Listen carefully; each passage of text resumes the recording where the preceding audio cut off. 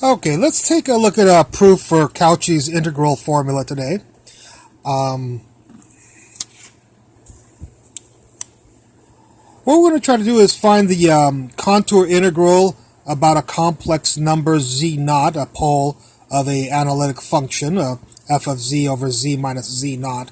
Of course, this has a pole at z naught. And we'll do the contour integral all the way around it in a counterclockwise manner, which will be positive. Okay, and what Cauchy's integral formula says is if you do this contour integral for any function z over z minus z naught, it'll always turn out to be 2 pi I times this function evaluated at z naught. So if this is the sine of z, this will be 2 pi I sine of z naught. Okay, alrighty. So let's get started here. What we're going to do first of all is break up this integral right here, this contour integral, into actually 1, 2, 3, 4 integrals. We'll come around right here, come around.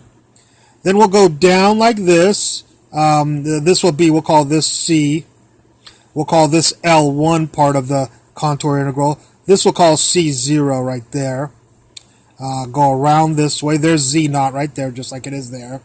And then we'll come back up here. So we actually, instead of doing one integral, we're actually going to be doing 4 integrals here. So let's take a look at those 4 integrals. Actually, we'll have 5 integrals because we'll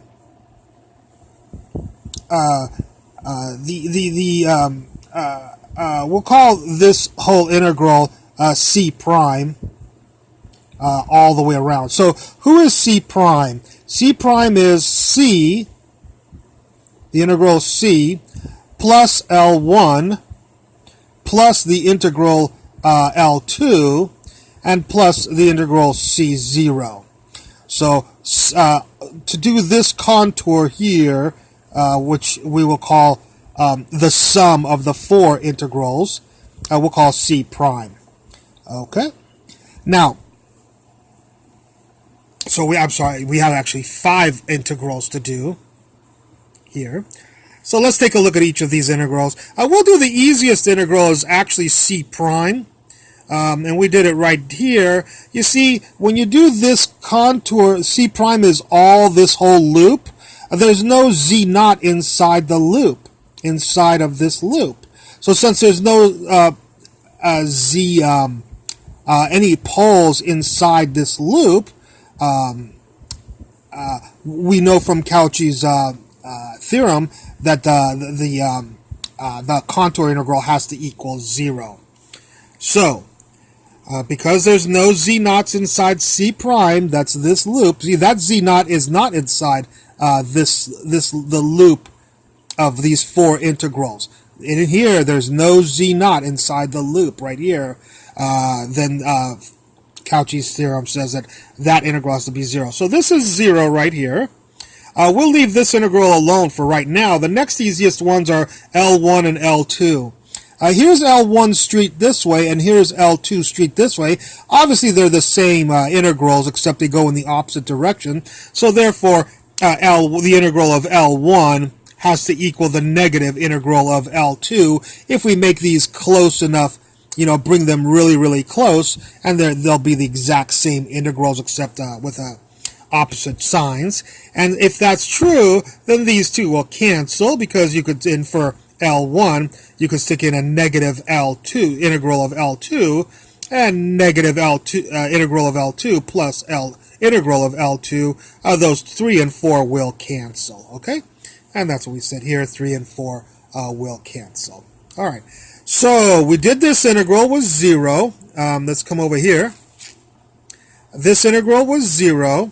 L1 and L2 canceled. We were left with this integral, which I wrote right here, and the C0 integral, which I wrote right here.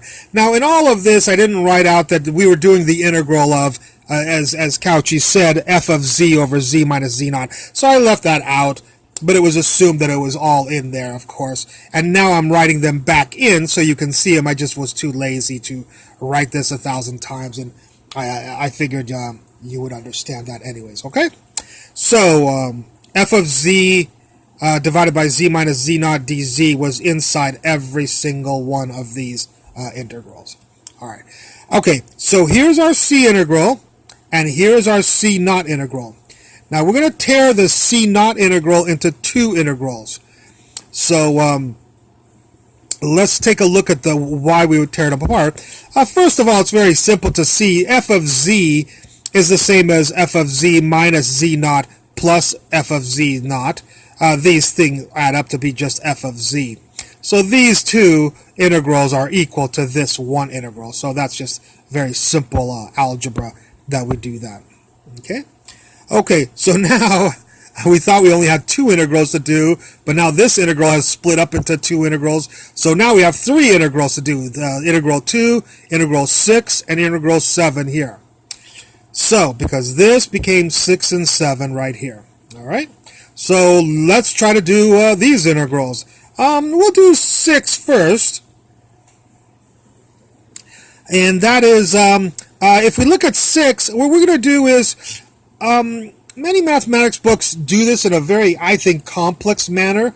And I think that I've linked upon maybe something that I'm a physicist, so I'm not a mathematician. I have a video on why I did not become a mathematician. So us physicists really contort the rules of mathematics in a way that most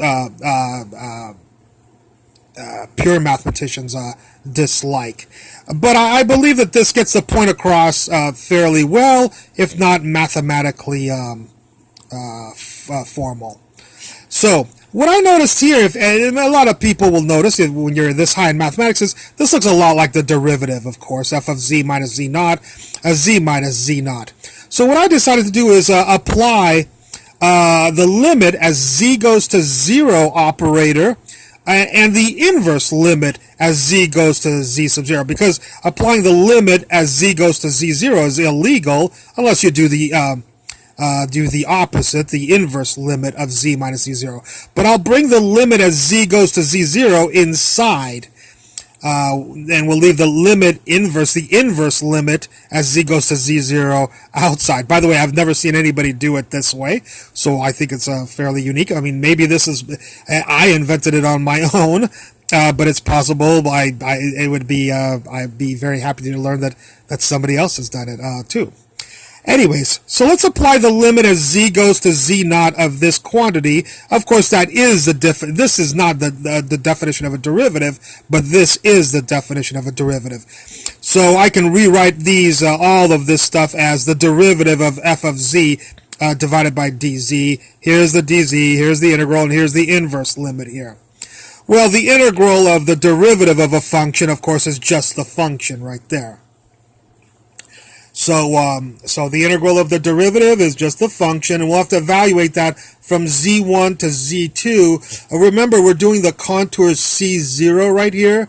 So I have it on the next page, a better picture. So, but basically, we're going to be integrating z1. We'll call right here. This is z0, the pole of this function right here, this integrand right here.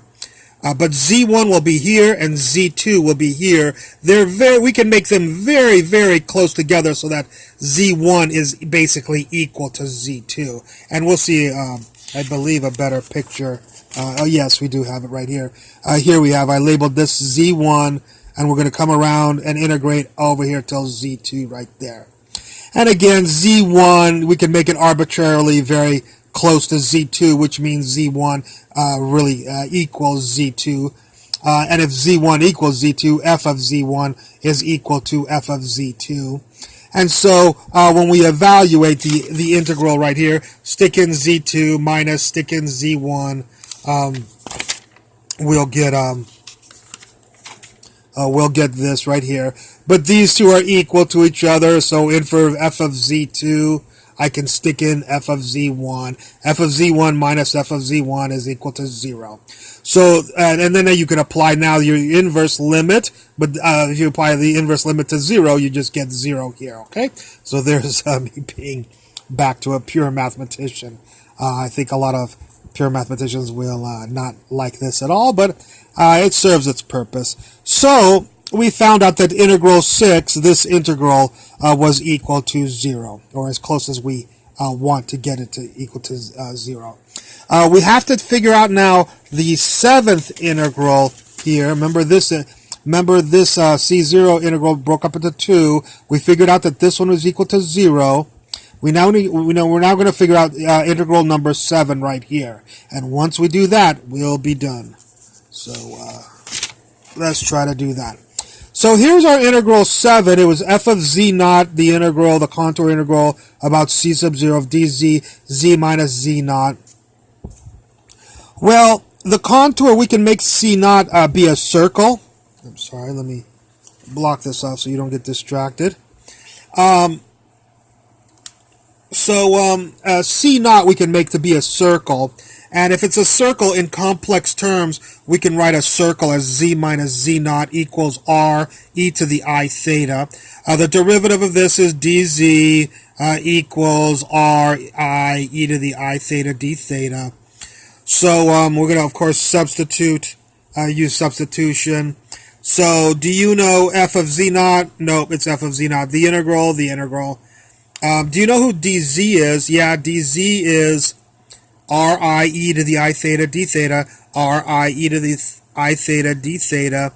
Do you know who z minus z naught is? Yeah, z minus z naught equals r e to the I theta, r e to the I theta is z naught. So this integral with these use substitutions or whatever substitution you want to call them becomes this integral right here. All right? So this becomes this integral. And of course we can cancel the r's and the ei theta, so we get I theta. And notice here we will be integrating from 2 pi and going around to 0 because we're going clockwise, not counterclockwise. So we're going for 2 pi to 0. And when we do that, of course, for this, there's no theta in here, so it's simply 0 minus 2 pi, which is a negative. I put the negative right there, and there's the 2 pi right there. So this integral turns out to be negative f of z naught. Nothing happened to f of z naught. That's just a constant. It could be pulled out of the integral like it was before.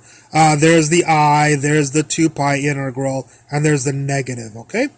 So what is the value for integral number 7?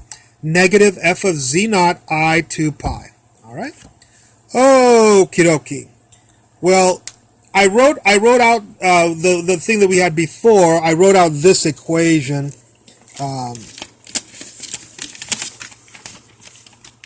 I wrote out this equation right here. 0 equals this integral plus these two integrals. And that's what's written.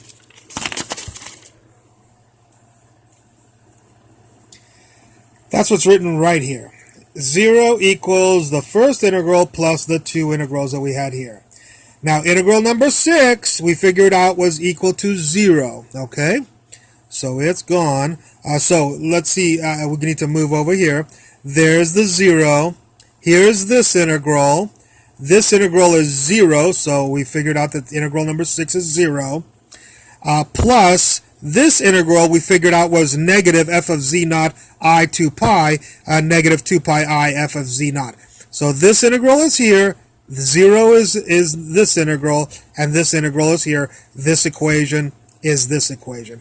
And that equation, if you do a little bit of algebra, just scoot that over, is equal to this equation, which is Cauchy's integral formula, and that is can also be written in this format. Is usually seen in this format as opposed to this, but both of them are equivalent. Okay, so there's proof of Cauchy's integral formula. As a little bonus, I'm going to sneak in here real quickly because I figured it'd be nice to keep these two lectures together. It'd be nice information for you. Here's Cauchy's integral formula right here. And what we can do is take the derivative with respect to z naught. So the derivative of this with respect to z naught is f prime z naught. And the derivative of this with respect to z naught, now this is not z naught here, so this is z. So this is the derivative. We have to take care of this, take the derivative of this quantity here. And of course that's this is to the negative 1, so it's negative 1, this to the negative 2. so squared, and then times the derivative of negative z naught is negative 1, and that's why there's a negative from the negative 1 power, and then there's the derivative from the negative of the negative z naught. Those cancel and give you a positive. So the derivative of this is this, and sometimes we'll need to use this formula instead of this formula if we have a z squared. You know, we can't use this formula if we come up to an integral with a z squared. How about if we have a z cubed? We'll take the derivative of this, the derivative of this is the second derivative, and the derivative of this is this to the negative 2, which is negative 2, and then negative 1, the negatives cancel again, and you'll get 2. Actually, 2 times 1, that's why I'm writing 2 factorial. Well, as you take more and more derivatives, there would be, the derivative of this had a 1, the derivative of this is 2, the next derivative will have a 3 and a 2, so you have a 3 times 2 times 1, and so you'll get factorial. So we can now design from Cauchy's integral formula, we can design an arbitrary one where the power might be 143. And the arbitrary one is that, of course, the parentheses, of course, mean that it's the derivative, but f to the nth derivative is equal to n factorial over 2 pi I, the contour integral of f of z minus z naught to the n plus 1. Be careful, this is n and this is n, but this one is n plus 1. This is 3, but this is 2 and that's 2. And this is 2, but this is 1 and that's 1. So I just wanted to include this as a bonus to my Cauchy proof of Cauchy integral formula so that you could utilize that for other integrals. Okay, I hope you enjoyed this lecture, and I look forward to any comments at the bottom. Thank you very much.